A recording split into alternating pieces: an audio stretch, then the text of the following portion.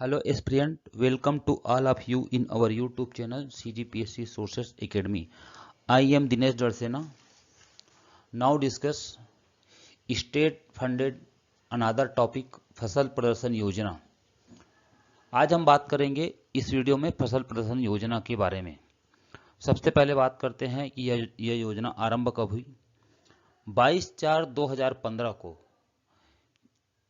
3 योजनाओं को मिलाकर यह योजना लागू की गई। पहला, श्री विधि के क्षेत्र विस्तार से धान की उत्पादकता वर्धन, द्विफसली क्षेत्र बढ़ाने हेतु रबी फसल प्रदर्शन कार्यक्रम, ग्रीष्मकालीन धान के बदले दलहन तिलहन मक्का फसल को प्रोत्साहन योजना, और जुलाई में चौथी योजना इसमें शामिल की गई, पैडी ट्रांसप्लांटर मशीन से धान रोपाई पर अनुदान योजना। अब बात करते हैं इसके उद्देश्यों के बारे में।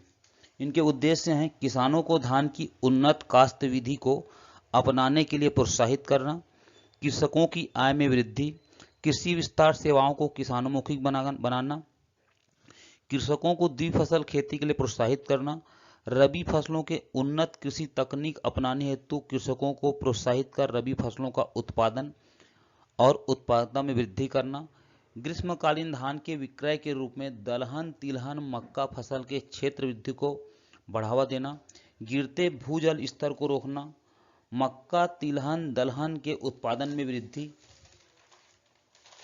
उन्नत तकनीक से धान रोपाई को प्रोत्साहित करना, कृषि श्रमिकों की समस्या से निदान, बीज की बचत, निदाई गुड़ाई कटाई आदि में सुगमता। अब बात करते हैं फसल प्रदर्शन योजना के भाग 1 श्री वृद्धि के क्षेत्र विस्तार से धान की उत्पादकता वर्धन का। यह योजना 28 अप्रैल 2012 को आरंभ हुई थी। इसके उद्देश्य क्या थे? श्री विधि से धान की खेती करने पर, रोपनी तैयार करने तथा रोपाई करने पर होने वाले अतिरिक्त व्यय की पूर्ति करना। दूसरा, किसानों को धान की उन्नत काश्त विधि को अपनाने के लिए प्रोत्साहित करना, धान की उत्पादकता वर्धन करना, कृषकों की आय में वृद्धि करना, कृषि विस्तार सेवाओं को किसानोन्मुखी बनाना। योजना का स्वरूप क्या होगा? श्री विधि से खेती करने पर, रोपनी तैयार करने एवं रोपाई करने पर होने वाले व्यय की प्रतिपूर्ति करना, उन्नत श्री विधि तकनीक अपनाने हेतु प्रोत्साहन अनुदान कृषि आदान देना। ऐसे कृषक जो श्री विधि से धान की काश्त करेंगे उन्हें प्रोत्साहन अनुदान कृषि आदान देय होगी। श्री विधि के अंतर्गत 20,000 हेक्टेयर अतिरिक्त क्षेत्र लाया जाएगा, अर्थात 50,000 एकड़। मार्कर एवं रोटरी वीटर का उपयोग किया जाएगा एवं मार्कर एवं रोटरी वीटर पर सहायता अन्य योजना से दी जाएगी। फसल कौन सा होगा? खरीफ के मौसम में धान का, मतलब ये रबी के लिए लागू नहीं है, खरीफ मौसम के लागू है। योजना का क्षेत्र छत्तीसगढ़ राज्य के संपूर्ण जिलों में इसका क्रियान्वयन होना है। कौन से किसान पात्र होंगे? किसान के चयन का मानदंड क्या होगा? धान की फसल उपजाने वाले समस्त वर्ग के कृषक, जिसमें बटाईदार कृषक भी सम्मिलित है, इस योजना के लाभ लेने हेतु योग्य हैं। एक कृषक को अधिकतम 0.4 हेक्टेयर अर्थात 1 एकड़ तक प्रोत्साहन अनुदान की पात्रता होगी। 5 वर्षों में एक बार ही एक कृषक को इस योजना के लाभ की पात्रता होगी। कृषकों को पुराने श्री क्षेत्र के अतिरिक्त नवीन क्षेत्र पर लाने पर ही नवीन क्षेत्र हेतु सहायता की पात्रता होगी। मतलब जो पहले से श्री विधि से खेती कर रहे हैं उसे अनुदान की पात्रता नहीं होगी। उनके जो अतिरिक्त जमीन होगा उनके पास, उसमें अगर वो फसल बोएंगे श्री विधि से तो उन्हें अनुदान की पात्रता होगी। जिले के जिन कृषकों को श्री विधि से खेती करने पर अन्य किसी स्रोत से, अर्थात राष्ट्रीय विकास योजना इत्यादि से प्रोत्साहन अनुदान का अगर लाभ प्राप्त हो गया है तो उन्हें इस योजना में पुनः लाभ प्रदान नहीं किया जाएगा।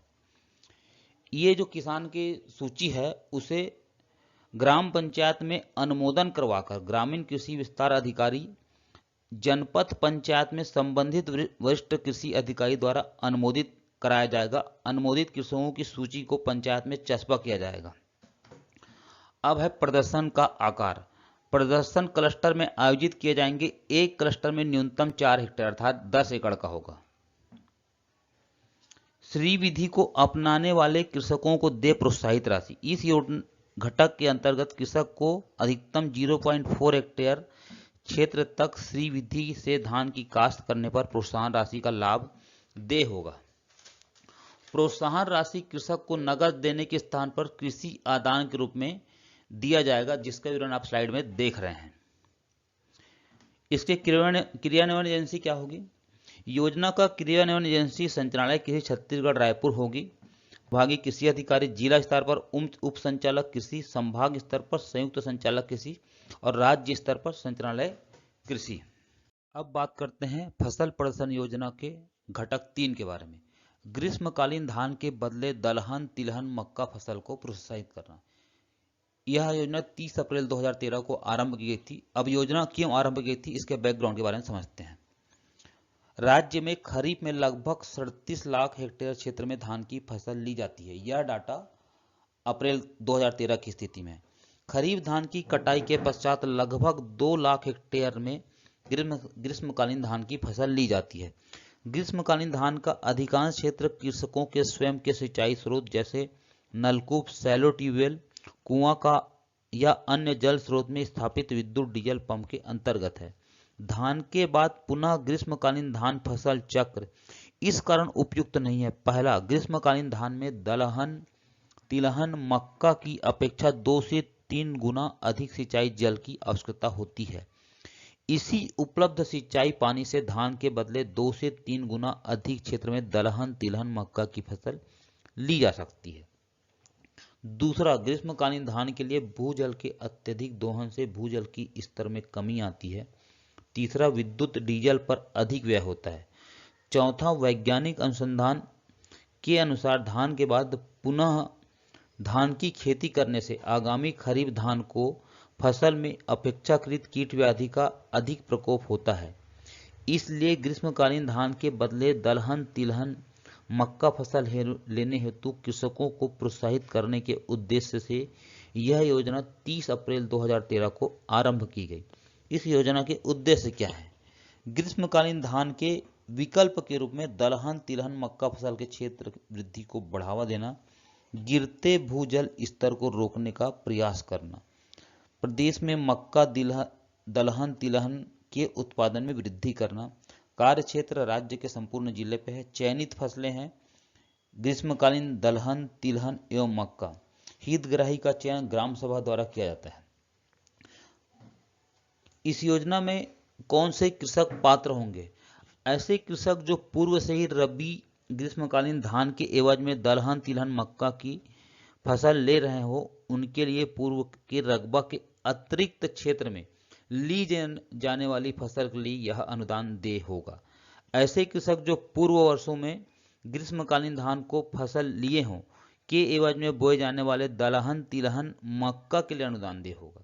योजना अंतर्गत कृषक विशेष को एक बार ही लाभ की पात्रता होगी। बटाईदार कृषक भी इस योजना के अंतर्गत आएंगे। पहली बार ग्रीष्मकालीन दलहन, तिलहन एवं मक्का बोने वाले किस्मों को प्राथमिकता दी जाएगी। इकाई लागत क्या होगी? अनुदान राशि प्रति एकड़ 0.4 हेक्टेयर के लिए 2000 रुपया, अधिकतम 2 हेक्टेयर के लिए 10,000 रुपया के मान से देय होगा। रुपये 10,000 अथवा वास्तविक लागत जो भी कम हो, प्रति कृषक को न्यूनतम 0.4 हेक्टेयर के क्षेत्र में बोनी करना अनिवार्य है। योजना अंतर्गत सामग्री प्रदाय व्यवस्था। अनुदान राशि कृषकों को बीज, उर्वरक एवं आदान सामग्री के रूप में देय होगा। यह आदान सामग्री हितग्राही कृषक द्वारा अपनी इच्छा अनुसार या तो सहकारी समिति, दूसरा छत्तीसगढ़ राज्य बीज एवं कृषि विकास निगम अथवा अधिकृत निजी विक्रेताओं से क्रय कर सकते हैं, जिसकी प्रतिपूर्ति अनुदान सीमा तक राज्य शासन द्वारा की जाएगी। अब इसके कंडीशन क्या क्या होंगे? जो कृषक इस योजना के लाभ लेना चाहते हैं उसे अपने जो ग्रामीण कृषि विस्तार अधिकारी है उसको 15 नवंबर तक आवेदन देना होगा। इस आवेदन को ग्रामीण विकास विस्तार अधिकारी ग्राम पंचायत से अनुमोदन करवाकर किसी विकास अधिकारी को देगा और किसी विकास विस्तार अधिकारी आवंटित लक्ष्य के अनुसार उसका अनुमोदन करने के लिए जनपद पंचायत की कृषि स्थायी समिति से अनुमोदन करवाकर 30 नवंबर तक एडीओ एग्रीकल्चर को देंगे। पंजीकृत कृषक को ग्रीष्मकालीन फसल की बुआई के 15 दिन के अंदर अधिकतम लास्ट डेट मतलब 15 फरवरी तक ग्रामीण विकास अधिकारी को सूचना देना अनिवार्य है।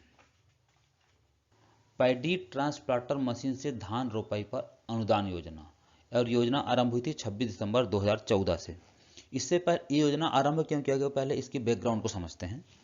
प्रदेश के अधिकतर क्षेत्र में छींटा पद्धति से धान की बुआई की जाती है, आपको जैसे पता ही है। इस पद्धति में बीज की खपत ज्यादा तथा निंदाई, गुड़ाई, कटाई आदि में कठिनाई होती है। वर्तमान में लगभग 20% क्षेत्र में मजदूरों से धान रोपाई की जाती है। कृषि कार्य हेतु श्रमिकों की लगातार कमी हो रही है। इसलिए इन सभी तथ्यों को ध्यान में रखते हुए पैडी ट्रांसप्लांटर मशीन से धान की रोपाई पद्धति को बढ़ावा दिया जाना आवश्यक है। इससे कृषि श्रमिकों की समस्या से निपटने के साथ साथ बीज की बचत, निंदाई, गुड़ाई, कटाई आदि में सुगमता होगी। इस योजना के उद्देश्य क्या हैं? प्रदेश में उन्नत तकनीक से धान रोपाई को प्रोत्साहित करना तथा रोपाई के रकबे में वृद्धि करना, कृषि श्रमिकों की समस्या से निदान, बीज की बचत, निंदाई, गुड़ाई, कटाई आदि में सुगमता, और चौथा उत्पादन वृद्धि। कार्य क्षेत्र संपूर्ण राज्य में है। हितग्राही का चयन, मशीन से धान की रोपाई हेतु निर्धारित लक्ष्य अनुसार क्लस्टर के रूप में कृषकों का चयन किया जाएगा। एक क्लस्टर में न्यूनतम 4 हेक्टेयर होगा। इसके अनुदान की पात्रता, राज्य में कृषकों को 2 हेक्टेयर सीमा तक उपयुक्त भूमियों की तैयारी, जुताई, मताई, मेट टाइप नर्सरी तैयार करने तथा पैडी ट्रांसप्लांटर मशीन से धान की रोपाई पर 3000 प्रति एकड़ की दर से अनुदान दिया जाएगा। अर्थात अगर 2 हेक्टेयर की बात करें तो उसे लगभग 15,000 का अनुदान प्राप्त होगा। योजना का क्रियान्वयन कैसा होगा? संभागीय कृषि यंत्री द्वारा पैडी ट्रांसप्लांटर मशीन के निर्माता, प्रदायकों, उद्यमियों अथवा स्वतः कृषि सर्विस प्रोवाइडर से मशीन उपलब्ध कराने हेतु चयनित कृषकों के यहाँ धान रोपाई हेतु समन्वय किया जाएगा। कृषक जिस किसी निर्माता, प्रदायक, उद्यमी से किराए पर ट्रांसप्लांटर लेना चाहे उससे स्वेच्छानुसार लेने के लिए स्वतंत्र होगा। अब इस योजना की मॉनिटरिंग कहां से होगी, क्रियान्वयन कहां से होगा? जिला स्तर पर इस योजना के क्रियान्वयन की नियमित समीक्षा जिला कलेक्टर की अध्यक्षता में उप संचालक कृषि तथा कृषि यंत्री, सहायक कृषि यंत्री द्वारा किया जाएगा। आप लोग देख रहे होंगे कि जो फसल प्रदर्शन के भाग 3 है उसमें कलेक्टर का इन्वॉल्वमेंट नहीं था, लेकिन इस वाले में पैडी ट्रांसप्लांटर मशीन है, इसमें कलेक्टर की डायरेक्ट इन्वॉल्वमेंट है।